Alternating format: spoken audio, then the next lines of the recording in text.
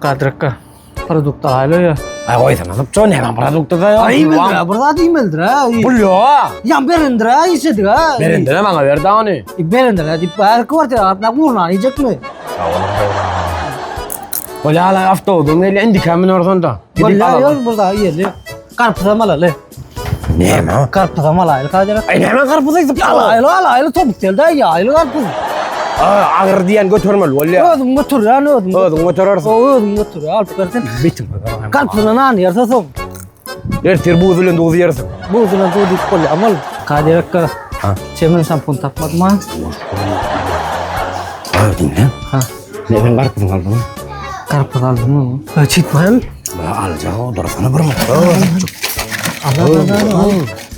Bana seret. Gel bari. Kadrakka ne etma. Yok kadrakka. Alaylı. Karpuz. Hayır. Oh. Şöyle. Yoş, çok canım. Bir xarda hayratet yoş rahide kede dayo. Yoş, halen. Got ip bilcan sana götürmelen sen onu. Ya men iyi. Bana malal kadrakka. Ya ne? Ha düşündüm. Teknoloji ama gayret.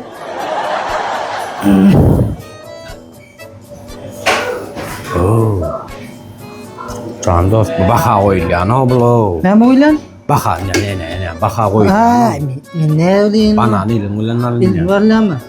Şuna malal. Yok diyor, ne diyor? Alaylı. Kadrakka son etma yok.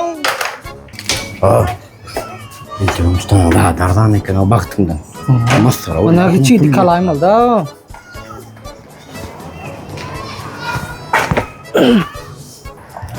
Bu çiftler içinden bayrak çıkıyor ayda mı öyle çift. Bana almadın. Bana da almadı ki. Ne çalmadın?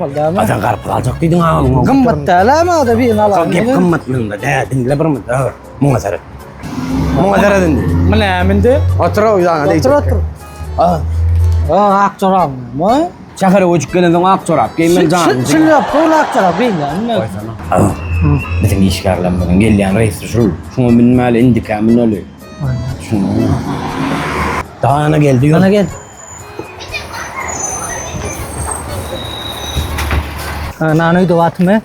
Lan baho. O katao lo. Kadir kim da men büyükle men kana. Ben son çorum verin mi? Yiyecek nanın verin mi? Kazanan pulun verin mi? Va çık. Böyle tut.